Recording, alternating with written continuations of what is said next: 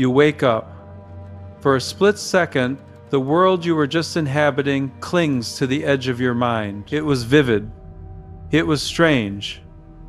It felt more real than the ceiling you are staring at right now. You know, deep down, that it meant something. It felt important. But then, you blink.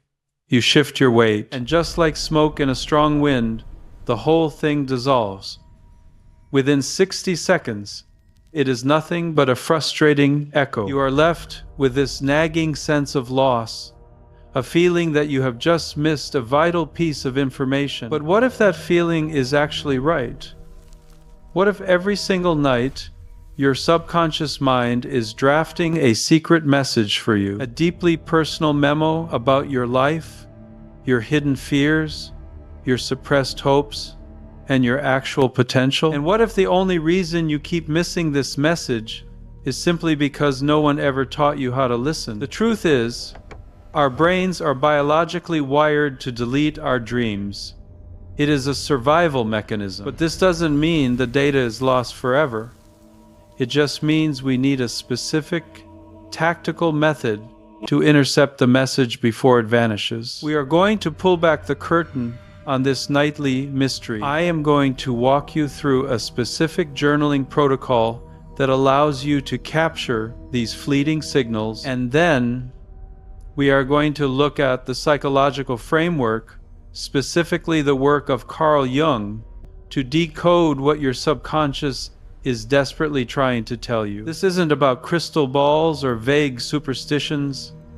This is a practical tool for self-discovery that takes less than 5 minutes of your morning. By the time we are done, you will never look at sleep the same way again. So, why does a dream feel hyper-real one moment and become a complete blank the next? That frustration isn't a bad memory, it is chemistry. To understand how to hack this system, you have to understand the obstacle. Think of your brain as having two distinct operating systems. System 1 is for when you are awake. System 2 is for REM sleep. During REM, your brain is blazing with activity. In some scans, it looks even more active than when you are awake. The amygdala, the emotional center of your brain, is firing on all cylinders. This is why dreams are so visceral, why the fear is terrifying and the love is euphoric. But at the same time, the prefrontal cortex, the part of you responsible for logic and linear time, is offline. It's asleep. This creates the perfect storm for those bizarre, symbolic narratives. You are in a state of hyper-emotional, associative thinking, totally unbound by the laws of physics. But here's the catch. The chemical environment is different. During this dream state, levels of norepinephrine, a neurotransmitter linked to memory and alertness, are rock bottom. Then, the alarm goes off. You wake up. Boom. A massive chemical shift occurs. Norepinephrine floods back into the system to boot up your waking operating system. This chemical surge acts like a curtain dropping between your conscious and unconscious minds. It wipes the slate clean. It is like trying to open a file on a computer that runs a completely different operating system. The data is there, but your waking brain literally cannot read the code. Research shows that dream recall decays exponentially within the first few minutes of waking. You are in a race against your own biology. So, we can't stop the chemistry, but we can build a bridge. We can create a habit that intercepts the message right at the border crossing. That bridge is the dream journal, but you have to do it right. This isn't just writing stuff down, it is a ritual. Step 1 is the preparation, and it happens before you close your eyes. You must place a physical notebook and a pen within arm's reach of your pillow. I cannot stress this enough. If you have to stand up, walk across the room, or turn on a harsh light to find a pen, you have already lost. The data is gone. And yes, it must be a physical notebook. Do not use your phone. The moment you look at that blue light, You trigger wakefulness chemicals that accelerate the erasing process. Plus, your phone is a portal to the world, emails, texts, tragedy, dopamine, that pulls you into logical mode and slams the door on your dream memory. Step 2 is immediate capture. The second your eyes open, do not move. Do not think about your commute. Do not think about coffee. Grab the pen.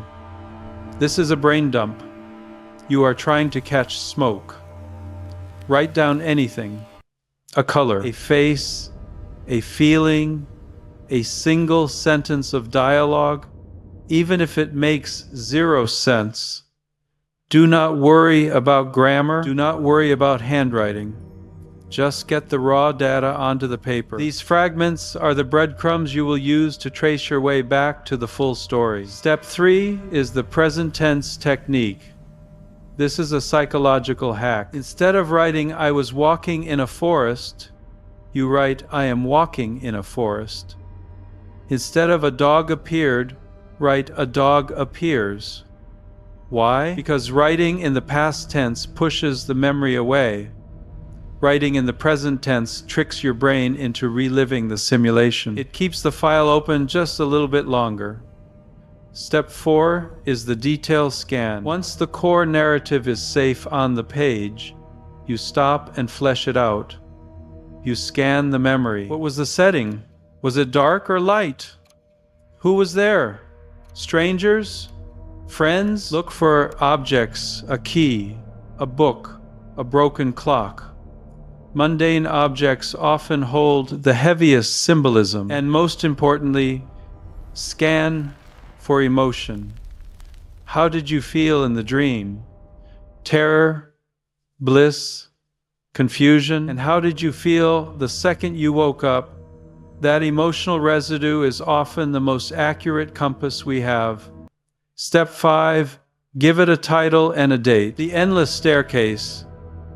Lunch with the President. This frames the dream as a story and lets you track patterns over months or years. This whole process takes 3 to 5 minutes. That is it. But suddenly, instead of losing a third of your life to a black hole, you are building a library of your own subconscious. If you are ready to stop forgetting and start understanding, take a second to hit that subscribe button. We are building a community of people obsessed with the mysteries of the mind, and I want you in it. Now, you have captured the data. The message is in the book. How do you read it? This is where people get it wrong. They go buy a dream dictionary. They look up snake, and the book says betrayal. This is garbage. It is the biggest mistake in dream work. A snake to a biologist means something completely different than a snake to someone who was bitten as a child. The symbol isn't universal, it is personal. To decode this, we are going to use a framework inspired by Carl Jung, and it revolves around one golden rule. The golden rule is this: every element in your dream represents a part of you. Let that sink in. The killer chasing you? That is a part of you. The abandoned house? That is you. The crying child? That is you. The dream is an internal play where you are the writer, the director, and every single actor on stage. Once you accept this, interpretation stops being a guessing game and becomes a mirror. Here is the practical application. Go to your journal entry. List the key elements, the nouns. Let's say you dreamed you were in your childhood home and you found a shivering puppy in the attic. Your list is childhood home, puppy, attic.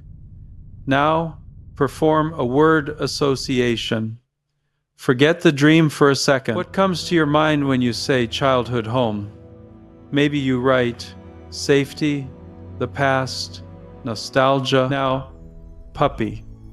Vulnerability, loyalty, neediness, love. Now, attic. Hidden things, dusty memories, the top of the mind. Now, apply the golden rule. Connect those associations back to your internal state. The childhood home represents your foundational self. The puppy represents a vulnerable, needy part of you that requires care. The attic represents a place in your mind you haven't visited in a while. Suddenly, the narrative becomes clear. The dream isn't about a dog. The dream is saying, there is a vulnerable part of yourself, a part that needs love, that you have locked away in the back of your mind. You need to go find it. Ask yourself, how does this relate to my life right now? Are you burning out at work? Are you ignoring your own needs? When you find the interpretation that makes you say, oh, wow, that visceral, aha moment, you have found the message. It resonates. It clicks. And once you get good at this, you can go deeper. You can use creative exploration, drawing the symbols to bypass your logical brain. You can use automatic writing, literally writing a dialogue with a dream character to ask them what they want. You can even try priming. Before bed, write down a problem you are trying to solve. Hold that intention as you drift off. You are essentially asking your subconscious to work the night shift on that specific issue. Science is even catching up to this.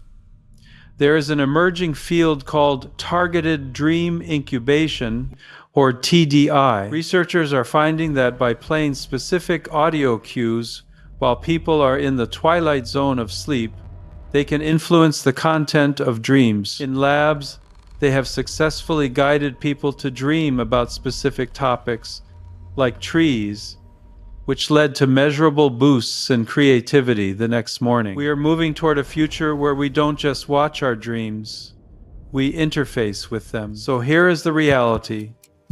You spend 1/3 of your existence asleep. For most people, that time is just dead air. It is a blank screen.